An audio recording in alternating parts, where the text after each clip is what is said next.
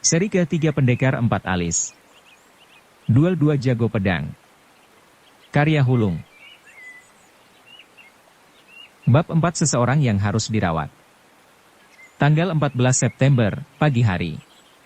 Lian Bei keluar dari rumah ke-13 dari 30 buah rumahnya dan mulai berjalan kaki menembus kabut. Walaupun langkah kakinya masih lebar, tapi juga terlihat berat. Walaupun ia masih berjalan dengan tegak seperti biasa, matanya menyiratkan keletihan. Ia tidak tidur semalaman. Dalam 11 tahun terakhir ini, biasanya ada segerombolan orang yang mengikutinya saat berjalan kaki pagi hari di tengah kabut. Tapi hari ini berbeda. Tidak seorang pun berada di sana. Matahari belum terbit, es menutupi dedaunan dan pohon-pohon. Hari ini bahkan lebih dingin daripada kemarin, tidak lama lagi gumpalan salju tentu akan mulai memenuhi angkasa. Musim dingin di negara-negara utara akan selalu datang lebih cepat, khususnya bagi Lian Bei. Bagi dirinya, musim dingin telah tiba di hatinya. Di tengah kabut yang tebal, seseorang berjalan menghampirinya di jalan raya. Sebelum Lian Bei melihat wajahnya, ia telah melihat sepasang mata yang berkilauan itu. Lu Xiaofeng. Ini aku. Lu Xiaofeng berhenti di bawah sebatang pohon yang layu, menunggunya. Jika seseorang bisa berjalan-jalan setiap pagi, ia tentu akan memiliki kesehatan yang baik dan umur yang panjang. Ia sedang tersenyum, tapi itu bukanlah senyuman yang riang. Sudah berapa lama kau berjalan-jalan di luar sini? Lian Bei bertanya. Rasanya sekitar 1 jam lebih. Mengapa kau tidak masuk? Lu Xiaofeng tersenyum lagi, kali ini bahkan lebih dipaksakan lagi. Aku takut? Lian Bei memandangnya dengan heran. Kau takut? Kau bisa takut juga? Tentu saja, dan amat sering. Apa yang kau takuti? Lian Bei tidak menunggu jawaban Lu Xiaofeng sebelum mengajukan sebuah pertanyaan lain. Apakah kau takut melihat Ouyang? Lu Xiaofeng mengangguk. Ia masih hidup. Lian Bei menepuk pundaknya. Tampaknya racun itu tidak begitu mematikan seperti kelihatannya. Lu Xiaofeng menghela nafas yang panjang dan lega. Cuma kau hari ini? Tiba-tiba ia bertanya. Lian Bei mengangguk, tiba-tiba ia tampak amat lelah. Mereka harus melakukan sesuatu hari ini. Kalau begitu seharusnya kau tidak keluar. Lian Bei tertawa kecil, tawanya itu pun tidak terlihat riang.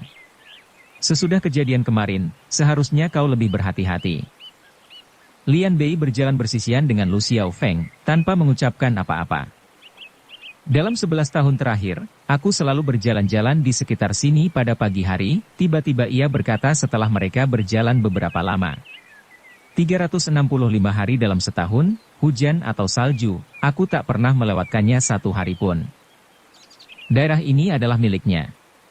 Kapanpun ia berjalan-jalan menelusuri jalanan yang tua tetapi lebar ini, hatinya akan selalu dipenuhi oleh perasaan bangga dan puas, persis seperti seorang jenderal yang sedang memeriksa pasukannya, atau seorang kaisar yang sedang melihat-lihat wilayah kekuasaannya. Jika aku adalah kau, aku pun mungkin akan berjalan-jalan seperti ini setiap harinya. Lu Xiaofeng memahami perasaannya. Tentu saja kau pun akan melakukannya. Tetapi, aku akan membuat pengecualian hari ini. Tentu saja kau tidak akan melakukannya. Tapi hari ini, terutama hari ini, kau tidak boleh melewatkannya. Mengapa tidak? Lian Bei bimbang, sambil mengamati toko-toko tua tetapi bersih di kedua sisi jalan, matanya tampak dipenuhi oleh perasaan sedih dan nostalgia. Setelah hening beberapa lama, akhirnya ia menjawab. Karena hari ini mungkin saat terakhir untukku. Saat terakhir? Lu Xiaofeng memandangnya dengan heran. Mengapa ini saat terakhirmu? Lian Bei tidak menjawab pertanyaan ini, ia malah tetap diam untuk beberapa lama sebelum mengajukan pertanyaannya sendiri, kau pernah bertemu dengan anak-anakku? Lu Xiaofeng menggelengkan kepalanya. Ia belum pernah bertemu, juga tidak paham mengapa Lian Bei tiba-tiba mengajukan pertanyaan ini. Aku punya 19 orang putra, yang terkecil baru berusia 2 tahun. Lian Bei meneruskan dengan perlahan. Mereka semua putraku, darah dagingku sendiri. Lu Xiaofeng tidak berkata apa-apa dan mendengarkan saja apa yang hendak ia katakan. Tahun ini aku berusia 50 tahun. Walaupun aku terlihat kuat, kenyataannya aku sudah tua. Kau belum tua, Lu Xiaofeng berusaha tertawa. Ada orang yang mengatakan bahwa hidup seorang laki-laki dimulai saat mereka berusia 50 tahun. Tapi aku tidak. Lian Bei pun berusaha tertawa, tetapi gagal. Karena aku tidak ingin melihat anak-anakku menderita. Apakah kau benar-benar telah menjual seluruh tanah ini? Lu Xiaofeng akhirnya memahami apa yang ia maksudkan. Aku tidak ingin melakukannya, Lian Bei mengangkat kepalanya dan ia menjawab dengan muram. Tapi mereka memberiku penawaran yang terlalu bagus untuk dilewatkan begitu saja. Penawaran apa itu? Mereka bukan hanya mau mengambil tanggung jawab mengenai masalah hutang, mereka juga menjamin keselamatan seluruh keluargaku untuk pindah ke selatan. Akhirnya ia tertawa, tapi tawa itu terlihat menyedihkan. Aku tahu bahwa wilayah selatan Sungai Yangtze adalah tempat yang bagus. Setiap musim semi, burung-burung akan memenuhi angkasa, buah persik pun akan matang untuk dipetik, pohon willow akan bergoyang-goyang. Jika anak-anak tumbuh di sana, mereka tidak akan pernah tumbuh menjadi seorang bajingan tua seperti diriku. Lu Xiaofeng memandangnya. Kau benar-benar seorang bajingan tua? Ia menghela nafas. Kau tidak punya anak, maka kau mungkin tidak mengerti bagaimana rasanya menjadi seorang ayah. Lian Bei tersenyum kesal. Aku mengerti. Jika kau mengerti, maka seharusnya kau tahu mengapa aku berbuat seperti ini. Aku tahu. Jika si mencuri Su kalah, maka aku tidak bisa pergi kemana-mana, dan tidak ada yang bisa ku perbuat dalam hal ini. Lu Xiaofeng juga tahu hal ini. Tak ada orang yang memiliki 19 orang putra bisa berbuat banyak dalam hal ini. Setelah melihat Ye Gucheng kemarin, aku tahu kalau aku tidak punya kesempatan untuk menang. Bukan kau, si mencuri Su. Tapi jika dia kalah, aku kalah jauh lebih banyak darinya. Aku tahu. Maka kau seharusnya tidak menyalahkanku karena berbuat seperti ini. Aku tidak menyalahkanmu, Lu Xiaofeng menjawab. Aku hanya merasa bahwa hal itu agak memalukan bagimu. Agak memalukan? Apa maksudmu? Lu Xiaofeng tidak menjawab pertanyaan ini, tapi ia malah balik bertanya, pada siapa kau menjual tanahmu? Gu Qingfeng. Siapa Gu Qingfeng itu? Seorang pendeta Tao. Pendeta Tao? Lu Xiaofeng terkejut mendengar jawaban itu. Ada banyak jenis pendeta Tao. Jenis apakah dia? Jenis yang kaya dan berkuasa. Lian Bei meneruskan penjelasannya. Ada dua sekte Taoisme. Pemimpin sekte selatan adalah pendeta Zhang dari Gunung Naga dan Harimau, dan pemimpin sekte utara adalah ketua kuil awan putih. Dia adalah ketua kuil awan putih. Lian Bei mengangguk, kuil awan putih berada di luar kota. Banyak pejabat yang sering bertamu di kuil itu, bahkan ada yang menjadi muridnya. Jadi, walaupun namanya adalah seorang pendeta Tao, sesungguhnya dia adalah tuan tanah yang terkaya dan paling berkuasa di sini. Lu Xiaofeng mengejek. Jika dia bukan orang seperti itu, mungkinkah aku menyerahkan tanahku padanya? Lian Bei tersenyum sedih. Masih bisakah kau menundanya? Aku telah menerima tawarannya dan telah memberikan semua surat-suratku padanya. Apakah semua anak buahmu sekarang juga telah menjadi anak buahnya? Kendali sebenarnya untuk wilayah ini bukan berada di tanganku, tapi di tangan komisi. Apakah ia telah menjadi ketua komisi sekarang? Posisi ketua juga sudah menjadi miliknya sekarang ini, Lian Bei menghela nafas. Aku telah menyerahkan padanya bendera naga yang diserahkan padaku oleh ketua terdahulu di hadapan beberapa orang saksi. Siapa yang mencari saksi-saksi itu? Dia, tapi mereka semua adalah jago-jago kungfu dan pejabat yang selalu aku hormati. Siapa saja? Yang satunya adalah Tosukayu dari Wudang, yang lain adalah Pertapa Cemara Kuno dari Gunung Huang, dan yang terakhir adalah Weisyo Jujur. Lu Xiaofeng terkejut. Begitu terkejutnya sehingga ia berhenti berjalan. Tak heran kalau aku tidak bisa menemukan mereka. Wajahnya pun tampak berubah warna. Aku pergi dan mereka datang. Aku tidak menyebut-nyebut namamu pada mereka. Jika mereka yang menjadi saksinya, maka kau benar-benar tidak bisa membatalkannya lagi. Aku memang tidak ingin membatalkannya, aku telah membuat keputusan yang tetap. Ia menatap wajah Lu Xiaofeng. Tapi tampaknya kau ingin mengatakan sesuatu. Lu Xiaofeng terdiam untuk beberapa lama. Ada sesuatu yang hendak kuberitahukan padamu. Akhirnya ia mengangguk dengan begitu perlahan. Apa? Daerah selatan sungai Yangtze bukan hanya tempat yang bagus, tapi juga penuh dengan wanita cantik. Lebih baik kau jaga sikapmu saat kau tiba di sana. Ia tertawa. Hanya ada 30 hari dalam sebulan. Jika kau menikahi 30 orang wanita lagi, kepalamu tentu akan pecah. Lian Bei juga tertawa, menepuk-nepuk pundak Lu Xiaofeng dan tertawa, jangan khawatir. Aku akan menyerahkan semua gadis cantik di sana untukmu. Lu Xiaofeng mendongakkan kepalanya dan tertawa. Kalau begitu, sebaiknya aku segera mengunjungimu, jangan-jangan nanti kau berubah pikiran. Ia tidak berkata apa-apa tentang Ye Gucheng. Beberapa kali ia ingin menyebut-nyebut tentang hal itu, tapi akhirnya membatalkannya. Lian Bei adalah sahabatnya. Jika seorang sahabat hendak pergi, mengapa tidak mengantarkan kepergiannya dengan senyuman? Jika seorang sahabat bisa tersenyum, maka jangan buat dia menderita atau menyesal. Ini adalah prinsip Lu Xiaofeng. Tapi ia tentu harus mengenali dulu siapa sahabat dan siapa musuhnya. Kapan kau hendak berangkat? Tiba-tiba ia bertanya. Mungkin lusa. Sambil menatap kota yang kuno tetapi indah itu, mata Lian Bei tiba-tiba dipenuhi oleh perasaan sedih dan nostalgia. Walaupun aku sekarang hanya seorang penonton biasa, aku tetap ingin tahu hasil duel ini. Lu Xiaofeng mengangguk dengan perlahan, ia faham perasaan Lian Bei saat ini. Bila kau pergi nanti, mungkin aku tidak dapat mengantarkanmu. Tapi jika kau datang lagi, tak peduli betapa derasnya hujan, betapa kuatnya tiupan angin, aku tentu akan berada di sana untuk menyambutmu. Ia memaksakan sebuah senyuman di wajahnya. Aku tidak pernah menyukai perpisahan. Perpisahan selalu membuat orang sedih, walaupun ia tidak begitu peduli pada hidup atau mati, ia selalu memandang penting pada perpisahan. Aku tahu. Lian Bei juga memaksakan sebuah senyuman di wajahnya. Walaupun aku tak pernah kembali jika aku telah pergi, aku akan selalu menyambutmu kapan saja kau datang ke selatan. Lu Xiaofeng tidak berkata apa-apa lagi dan hanya berjalan beriringan dengannya selama beberapa saat. Tosukayu dan kelompoknya, apakah mereka pergi bersama Gu Qingfeng? Ya. Menurutmu, kemana mereka pergi? Kuil awan putih. Masakan sayur dan arak mereka amat terkenal di sini. Dukung channel Novel Silat dengan subscribe, follow, like, komen dan share. Kuil awan putih seperti benar-benar berada di awan.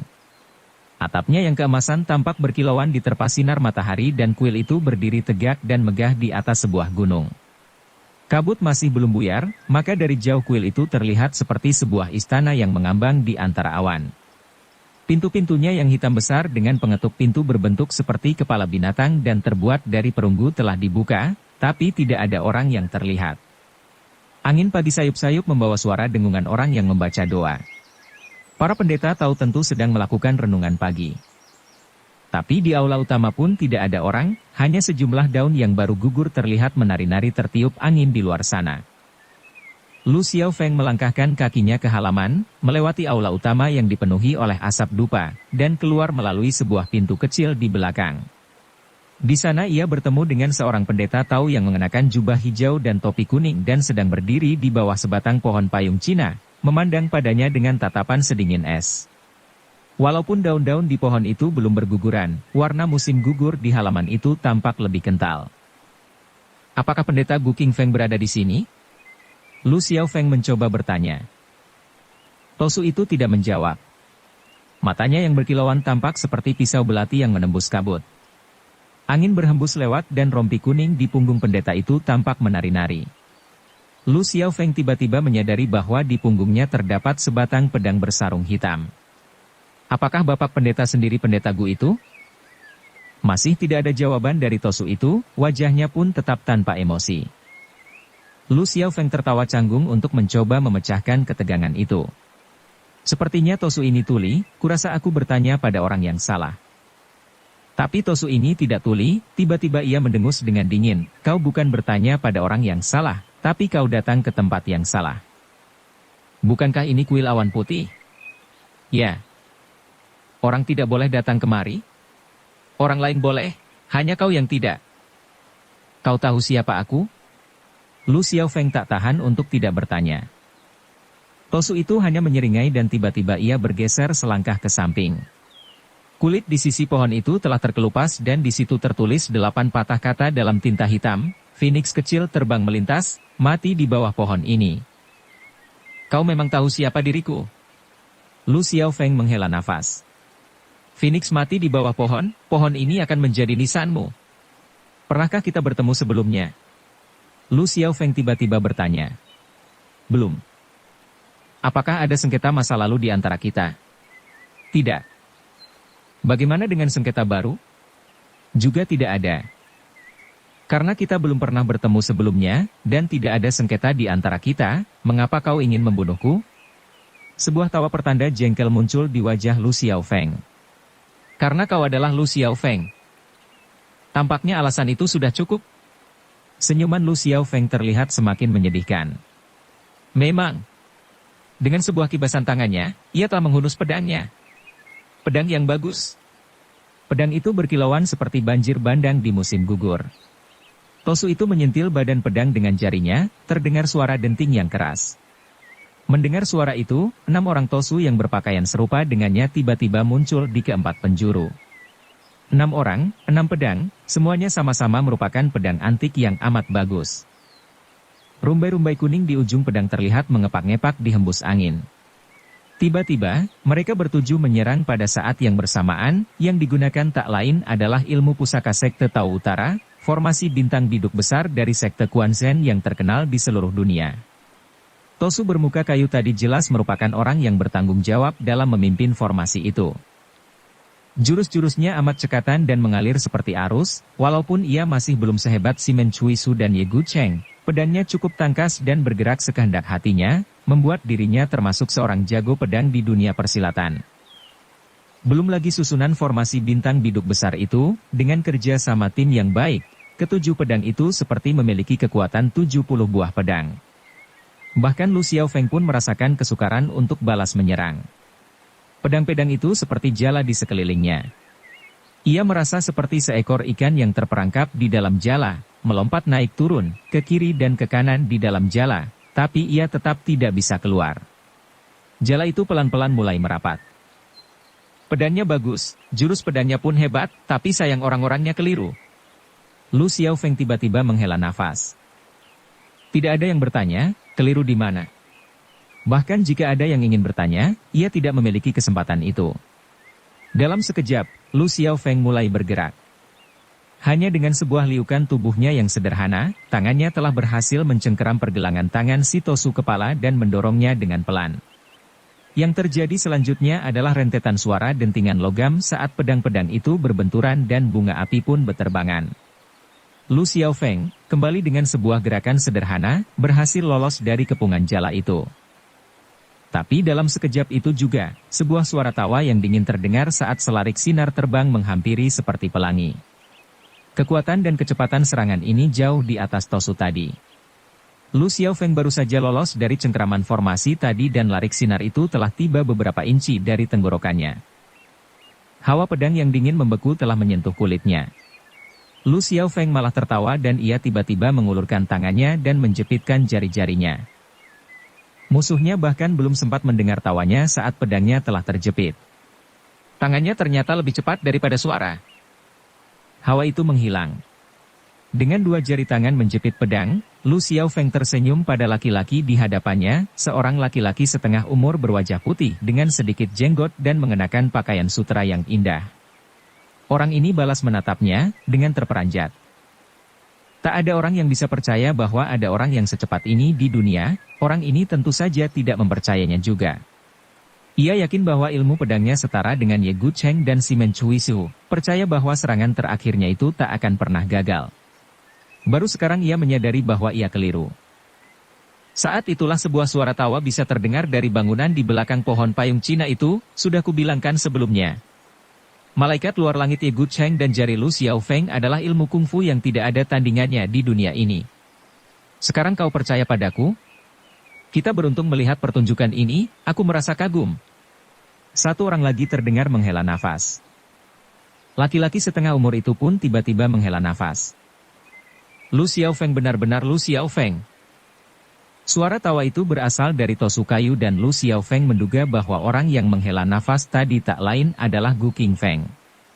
Ada orang yang tampaknya selalu memiliki senyuman di wajahnya dan Gu Qingfeng adalah salah satu di antaranya. Dia memang orang yang bersih dan enak dilihat, bila tersenyum maka dirinya terlihat lebih hangat dan ramah. Sambil tersenyum, ia mendekat dan menghapus tulisan di pohon itu dengan perlahan. Tuan Lu mungkin sudah tahu bahwa semua ini hanya sebuah gurauan. Lu Xiaofeng menyelesaikan ucapannya. Kau tahu? Gu Qingfeng tampak terkejut. Lu Xiaofeng mengangguk. Karena sudah banyak orang yang bergurau seperti ini sebelumnya denganku. Ini memang bukan gurauan yang begitu lucu, tatapan mata tanda penyesalan pun muncul di mata Gu Qingfeng. Tidak begitu lucu, tapi juga tidak jelek. Lu Xiaofeng meyakinkan dirinya. Setidaknya, setiap kali seseorang bergurau seperti ini padaku, akhirnya aku selalu merasa amat beruntung. Mengapa? Jika aku tidak beruntung, maka gurauan ini tidak menjadi gurauan lagi. Lu Xiaofeng menjawab terus terang dan ia dengan lembut dan perlahan-lahan meletakkan pedang yang berada di antara jari-jari tangannya, seolah-olah ia khawatir kalau pedang itu akan melukai jarinya. Laki-laki setengah baya berpakaian sutra itu juga tersenyum, itu juga senyuman pertanda meminta maaf. Awalnya aku tidak ingin terlibat dalam gurauan ini, tapi mereka semua menjamin bahwa tidak ada orang yang bisa menyentuh tenggorokan Lu Xiaofeng dengan serangan pedangnya, maka kau pun menguji ucapan itu? Lu Xiaofeng menyelesaikan ucapannya. Ia tertawa kecil dan meneruskan, walaupun aku ingin marah, aku tidak berani marah di hadapan komandan istana yang mulia.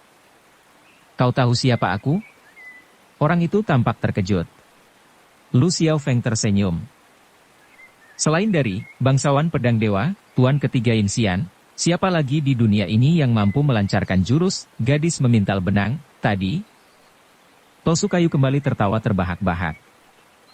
Bukankah sudah kubilang sebelumnya? Bukan hanya tangannya yang luar biasa, matanya pun begitu pula. Setiap orang di dunia persilatan tahu bahwa ada 4 orang jago kungfu yang bertindak sebagai komandan utama di istana kerajaan, tapi hanya segelintir orang yang pernah melihat mereka. Matamu benar-benar luar biasa. Sambil tertawa terbahak-bahak, Yin Xian menepuk pundak Lu Xiaofeng. Belum sampai 10 tahun aku memasuki dunia persilatan, tidak kuduga kalau kau pun tahu siapa aku. Hanya ada beberapa orang yang mampu melancarkan jurus gadis memintal benang, tapi yang benar-benar mampu mengeluarkan seluruh kekuatan dan tenaga dari jurus itu hanya ada 1 orang di dunia ini. Lu Xiaofeng menambahkan sambil tersenyum, orang ini memberikan kesan yang baik pada dirinya. Dalam bayangannya, komandan istana tentu tipe orang yang selalu melihat ke atas. Setidaknya orang ini terlihat ramah dan memiliki tawa yang amat murni dan menyenangkan serta membuat orang gembira. Maka Lu Xiaofeng pun berharap dapat menghiburnya sedikit. Mata Yin Xian segera bersinar-sinar dan ia tiba-tiba mencengkeram tangan Lu Xiaofeng. Kau mengatakan yang sebenarnya. Aku tidak pernah berdusta. Kalau begitu, tolong katakan padaku, bagaimana jurus gadis memintal benangku tadi bila dibandingkan dengan malaikat luar langit Ye Gu Cheng? Lu Xiaofeng menghela nafas. Kebenaran tidak selalu ingin didengar orang. Kau yakin kalau kau ingin aku mengatakannya padamu? Aku tahu kalau kau juga pernah menghadapi malaikat luar langit sebelumnya, maka kau adalah satu-satunya orang di dunia ini yang pantas untuk menilai. Waktu aku menangkap pedangnya, di belakangku ada sebuah dinding, Lu Xiaofeng menjawab sambil berpikir. Aku tidak perlu mengkhawatirkan bagian belakangku. Saat aku menangkap pedangmu, di belakangku masih ada 7 buah pedang. Sinar di mata Yin Xian kembali meredup. Jadi aku tidak sehebat dia? Sejujurnya, tidak. Setidaknya aku akhirnya bisa menyaksikan engkau beraksi, tapi malaikat luar langit. Tawa Gu Qingfeng tiba-tiba menghentikan mereka. Kau akan segera menyaksikan malaikat luar langit? Benarkah? Tentu saja. Mata Yin Xian kembali bersinar-sinar. Karena besok malam adalah malam bulan purnama. Dan di puncak Xijing, sekarang menjadi puncak Xijin. Gu Qingfeng tersenyum. Jadi jika orang lain tidak, kau pasti akan menonton. Tinju Yin Xian mengepal di pedangnya. Di puncak kota terlarang, mereka memilih tempat seperti itu. Dari mana mereka mendapat keberanian itu? Ia bergumam. Tanpa kungfu yang amat hebat, dari mana lagi bisa mendapatkan keberanian itu? Gu Qingfeng menjawab. Yin Xian terdiam sebentar. Seharusnya kau tidak memberitahukan hal ini padaku. Tiba-tiba ia berujar. Mengapa tidak? Jangan lupa bahwa aku adalah seorang komandan pengawal istana. Bagaimana mungkin aku bisa membiarkan mereka memasuki istana? Kau bisa membuat pengecualian. Mengapa aku harus membuat pengecualian? Karena aku tahu bahwa kau tentu sangat ingin menyaksikan malaikat luar langit yang tiada tandingannya itu. Yin Xian menghela nafas dan sebuah senyuman tanda menyerah lalu muncul di wajahnya. Kau tahu masalahmu yang terbesar? Kau tahu terlalu banyak? Benar-benar terlalu banyak? Lu Xiaofeng pun menghela nafas. Kurasa kau tidak mengira kalau aku akan tahu tentang hal ini, kan? Ini memang sebuah rahasia. Rahasia? Gu Qingfeng tersenyum. Di ibu kota ini, tidak ada yang benar-benar rahasia. Jadi kau pun tahu kalau aku akan datang? Kau adalah sahabat Lian Bei. Jika bukan karenamu, dia mungkin sudah mati di tangan Du Tongshuan. Sebenarnya, kami memang sedang mencarimu, Tosu Kayu tiba-tiba memotong. Tapi akhirnya kami malah menjadi saksi transaksi itu. Bagaimana dengan Wei Xiao jujur? Aku yang mengajaknya. Aku tahu kalau kau sedang mencari dirinya. Sayangnya kami terlambat tiba di sana, Gu Qingfeng menambahkan. Tidak sempat merasakan daging kambing nyonya ke-13 yang terkenal itu. Seorang pendeta boleh makan daging kambing? Gu Qingfeng tertawa. Jika seorang pendeta tidak boleh makan daging kambing, mengapa dia mau menghabiskan uang 1.950.000 tael perak untuk membeli sesuatu dari Lian Bei? Mungkin karena dia amat yakin kalau dia tidak akan kalah? Tatapan Lu Xiaofeng seperti menembus wajah Gu Qingfeng. Jika itu adalah taruhan yang tidak mungkin bisa dimenangkan, maukah kau membayarnya? Gu Qingfeng menjawab dengan santai. Tidak. Dan jika kau setuju untuk menanggung taruhan itu, bukankah itu berarti bahwa kau setidak-tidaknya cukup punya keyakinan? Lu Xiaofeng tertawa. Tampaknya kau persis seperti aku, tidak tahu bagaimana caranya berdusta. Bagaimana seorang pendeta bisa berdusta? Tapi sayangnya, sepertinya juga sukar bagiku untuk memintamu mengatakan yang sebenarnya. Seorang pendeta harus menguasai seni menghindar, Gu Qingfeng bergurau. Orang harus dapat berdiri pada garis antara kejujuran dan dusta. Tidak jujur, juga tidak berdusta. Yin Xian tiba-tiba menepuk pundak Lu Xiaofeng lagi. Sebenarnya kau telah mempelajari sesuatu yang kecil darinya, ia bergurau. Sekali-sekali, katakan separuh bagian dari suatu kebenaran, dan berdustalah sekali atau dua kali. Sayangnya, setiap kali berdusta kakiku terasa kejang dan aku jadi bicara tak keruan. Lu Xiaofeng menghela nafas. Yin Xian menatapnya tidak percaya. Benarkah? Tidak. Ruang meditasi itu penuh dengan orang. Setiap orang duduk dengan rapi, tenang, dan khusyuk dalam barisannya, seperti sebuah ruangan berisi murid-murid yang baik dan penurut yang sedang menunggu lonceng sekolah. Tentu saja, mereka bukan anak-anak, mereka juga tidak terlalu baik. Lu Xiaofeng pernah melihat mereka sebelumnya, semuanya. Orang-orang ini telah mengikuti Lian Bei berjalan pagi setiap harinya sejak hari saat si golok emas, Feng Kun dilemparkan ke sungai es, tidak seorang pun berani ketinggalan acara jalan pagi itu. Tapi mulai hari ini, tidak seorang pun dari mereka akan mengikuti acara itu lagi. Cuma kau hari ini? Mereka semua ada urusan hari ini. Ternyata inilah urusan yang sedang mereka lakukan. Duduk di sini memang jauh lebih nyaman daripada berjalan kaki, Lu Xiaofeng tertawa kecil dan berujar. Tapi hati-hati, duduk terlalu banyak akan menyebabkan dirimu sakit perut, dan itu bukanlah pertanda nasib baik. Mereka semua menundukkan kepala dengan malu, satu di antaranya menundukkan kepalanya lebih rendah daripada yang lain. Gan Er Zhao, Gan Zheng Weo. Melihat dirinya, Lu Xiaofeng segera teringat pada kuda putih, mayat di atas kuda, dan Yan Ren Ying muda yang angkuh itu. Bagaimana dia bisa mati? Dari mana kuda itu berasal? Lu Xiaofeng ingin bertanya, tapi tidak bisa. Ini bukan saat yang tepat, bukan tempat yang tepat. Jika itu orang lain, hal yang terbaik adalah benar-benar mengacuhkannya dan pura-pura tidak ada yang terjadi. Tapi Lu Xiaofeng bukan orang lain. Gu Qingfeng sedang menikmati araknya saat Lu Xiaofeng tiba-tiba menyerang dan mencengkeram leher baju Gan Erzhao. "Kudapat kau! Akhirnya aku menemukanmu!" Ia berseru. "Ayo kita lihat bagaimana kau bisa kabur sekarang." Semua orang terkejut, tidak ada yang tahu apa yang sedang terjadi. Orang yang paling terperanjat tentu saja Gan Erzhao. Ia tidak bisa membayangkan apa yang sedang terjadi. Gu Qingfeng ingin menengahi, Tosukayu hendak bicara untuk menenangkan semua orang. Tapi Lu Xiaofeng menghentikan semua usaha mereka sambil berkata dengan wajah yang kaku, "Aku ada urusan dengan orang ini, urusan yang harus kuselesaikan. Setelah beres, aku akan kembali untuk menikmati arak bersama semua orang. Jika ada yang berusaha menghentikanku..." Ia tidak menyelesaikan kalimatnya, juga tidak perlu menyelesaikannya. Tidak ada orang yang ingin berhadapan dengan Lu Xiaofeng hanya demi seseorang seperti Gan Erzhao. Di depan semua orang, Lu Xiaofeng bisa menyeret Gan Erzhao keluar pintu, keluar dari kuil, dan masuk ke sebuah hutan yang letaknya tidak jauh dari kuil.